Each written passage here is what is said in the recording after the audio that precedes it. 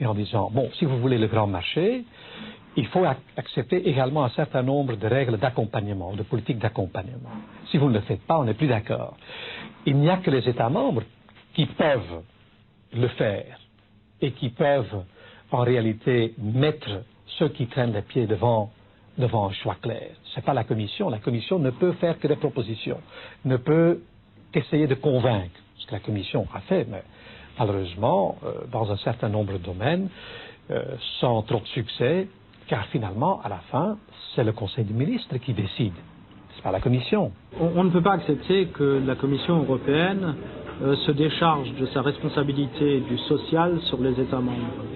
Hein, parce qu'elle a quand même le monopole de proposition de la législation communautaire. Donc, si elle ne propose rien sur le social, rien ne peut se faire en termes sociaux. En outre, lorsqu'elle veut faire passer une mesure libérale, libéralisation des télécommunications, de l'énergie ou que sais-je, elle sait jouer habilement des changements de gouvernement dans les divers États membres. C'est-à-dire qu'elle attend qu'il y ait eu tel changement de gouvernement pour essayer de faire passer un texte libéral. Que ne le fait-elle pas pour le social? Jacques Guyard est député socialiste de l'Essonne. Cet historien de formation est aussi un spécialiste des télécommunications. Il témoigne de la façon dont les différents gouvernements socialistes ont réagi face à la vague libérale. On a traversé dans les années 80, et encore plus dans la seconde moitié, on était vraiment dans l'idéologie libérale dominante, triomphante, la chute du communisme, l'espèce de capitalisme triomphant, enfin de libéralisme triomphant, plus que de capitalisme. Le libéralisme triomphant a à coup sûr pesé sur nous. Et puis par ailleurs, on était alors d'une solitude totale dans le monde européen. Alors il y a quand même des résistances, parce qu'il y a aussi encadré, enraciné profondément dans la conscience des socialistes les notions de service public, y compris les notions de responsabilité de l'État, sont des notions essentielles et auxquelles les socialistes sont très attachés. Mais ils y sont moins, enfin plutôt elles s'expriment moins fortement dans des domaines de nature économique. Autant vous remettez en cause la réponse par l'enseignement public aux besoins d'éducation du pays, et vous voyez 1 million de personnes se dresser quasi mécaniquement, autant le domaine du téléphone ou le domaine de l'électricité sont moins évidents, parce qu'on est dans le champ de l'économie. Et que la notion de service public est moins immédiatement sensible pour les gens. Sud PTT figure parmi les syndicats les plus actifs dans la défense du service public. Alain Baron est l'un des dirigeants de cette organisation qui est devenue en quelques années le 2e syndicat de France Télécom. Les différents gouvernements socialistes, que ce soit en France ou que ce soit dans d'autres pays, ont accompagné le mouvement de libéralisation, même des fois l'ont précédé. En France, par exemple, c'est le gouvernement Quilès qui a signé une série d'accords qui permettaient le passage de différentes étapes de libéralisation.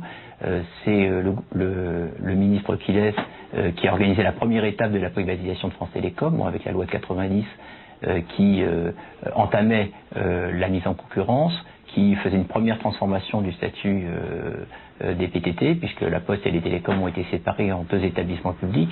Et ce que nous avions expliqué à l'époque, et ce qui s'est malheureusement vérifié, c'est que c'était la première étape d'une fusée, la deuxième étape étant les lois Fillon de cet été, qui généralisent la concurrence dans les télécommunications pour 1998 et qui transforme France Télécom en une société anonyme.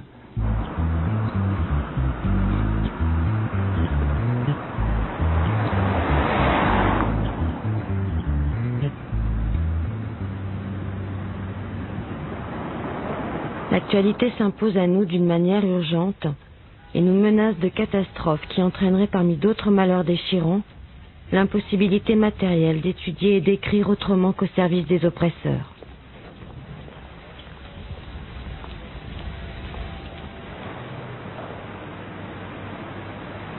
Dans les années 30, la voie de Veil est couverte par le vacarme de slogans où la haine a remplacé le sens. Il me semblait que ces réflexions, si elles parvenaient cette fois à être entendues, pourraient nous épargner bien des égarements. On se tromperait en supposant que l'oppression cesse d'être inéluctable dès que les forces productives sont assez développées pour pouvoir assurer à tous le bien-être et le loisir.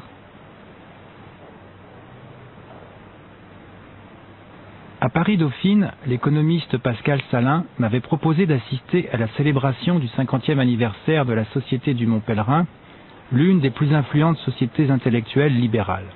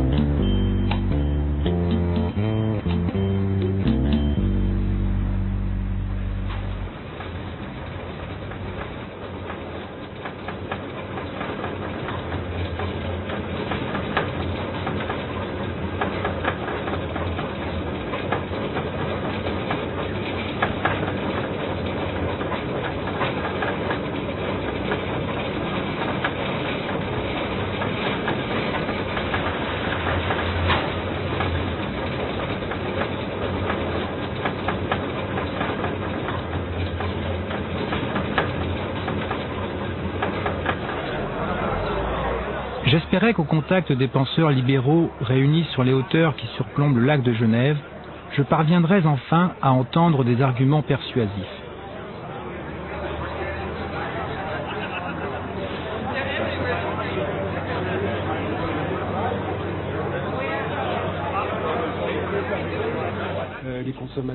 Angelo Petroni est un proche de Silvio Berlusconi. Son influence dépasse les frontières de la péninsule italienne. Il représente la nouvelle génération d'idéologues libéraux. Je trouve que la vérité, pour ainsi dire, métaphysique de fond ou anthropologique, c'est que la liberté humaine, si on laisse aux individus la liberté de s'épanouir, d'interagir, conduit à des bons résultats pour tout le monde. Il y a une vérité égalitaire très profonde là derrière. C'est que les hommes sont beaucoup plus égaux qu'on imagine. Et que l'effet que quelqu'un a du succès, d'autres n'ont pas de succès, c'est très dû aux circonstances. C'est beaucoup plus dû aux occasions qu'ils ont plutôt qu'à leur capacité mentale ou d'autres choses. Donc si on arrive à éliminer le corporatisme, parce qu'aujourd'hui, le welfare state c'est devenu du corporatisme, en fait, protège des catégories, du pharmacien jusqu'au travailleur de l'acier, mais c'est du corporatisme de luxe, du corporatisme des pauvres, mais c'est du corporatisme. Si on arrive à battre le corporatisme, les barrières nationales, les systèmes de diplômes qui vous empêchent de faire ça et ça, sur tous les gens les plus, disons, qui partent d'une condition la plus démunie du point de vue familial, qui vont en profiter le plus. Donc je trouve la première grande vérité, c'est une vérité anthropologique. Laissez la liberté aux gens, éliminez les fausses tutelles, et vous verrez que vous arrivez à des résultats qui sont meilleurs pour tout le monde, surtout pour ceux qui ne partent pas d'une condition favorisée.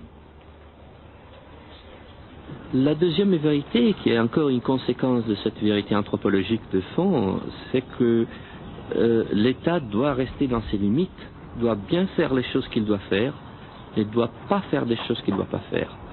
C'est les problèmes des télécommunications, c'est les problèmes de l'acier, c'est les problèmes des privatisations et des libéralisations. Parce que les privatisations en tant que telles, si elles ne sont pas suivies des libéralisations, elles ne servent à rien. Si vous passez d'un monopole public à un monopole privé, il n'y a pas tellement à gagner. Mais là aussi, c'était un point sur lequel Jean de la Mont Pèlerin a insisté, c'est que l'État doit faire son rôle, qui est de produire ce bien collectif que ce n'est que l'État qui peut produire. L'État ne doit jamais essayer de fournir des services que les privés peuvent fournir. Angelo Petroni from Italy. Le plus grand économiste libéral américain, Milton Friedman, chef de file de l'école de Chicago et prix Nobel, était revenu sur les lieux où en 1947, avec Friedrich Hayek et quelques autres, il avait fondé la Société du Mont Pèlerin.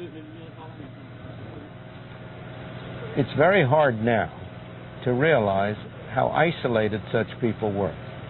the overwhelming sentiment, the overwhelming climate of opinion was in the direction of collectivism, of central planning.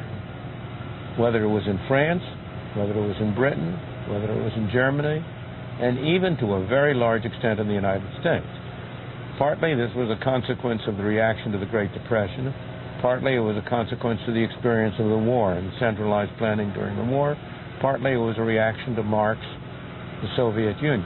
At any rate, he conceived of the fact that it was a very isolated group, and he thought it would be highly desirable to organize an international society of the defenders of free markets.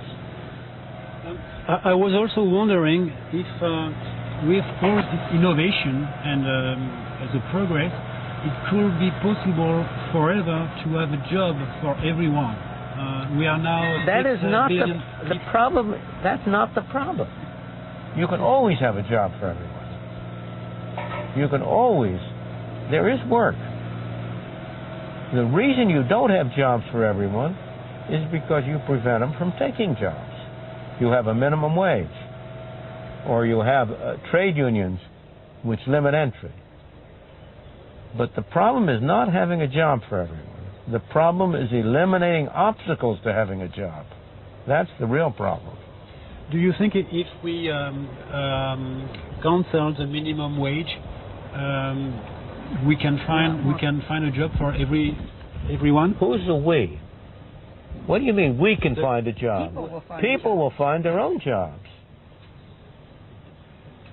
Look, we have in the United States, in California, a situation in which there's a lot of illegal immigrants. They all find jobs because they aren't subject to the law. As I said before, personally, I believe you should help people who are poor. For whatever reason they're poor. Whether they're poor because they're sick, whether they're poor because they're old, whether they're poor because they're blind, whether they're poor because they're disabled. But you should do that in a way which does not involve redistribution higher up. You should do that either by private charity or by a general system of taxation on everybody of higher incomes. What's wrong today, in my opinion, is that most welfare state money goes to the middle classes and not to the poor.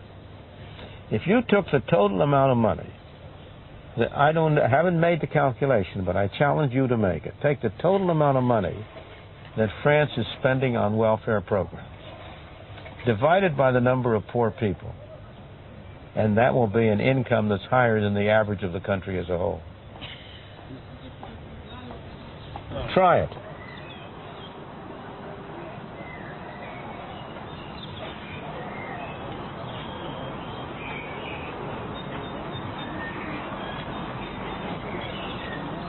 Vous faites un premier plan sur ces messieurs-là qui est Peter Bauer, qui est l'un des plus grands experts du commerce international du monde. Toute la libération des commerces, ça vient de ce petit homme-là, Lord Bauer, un juif hongrois d'origine, un juif hongrois.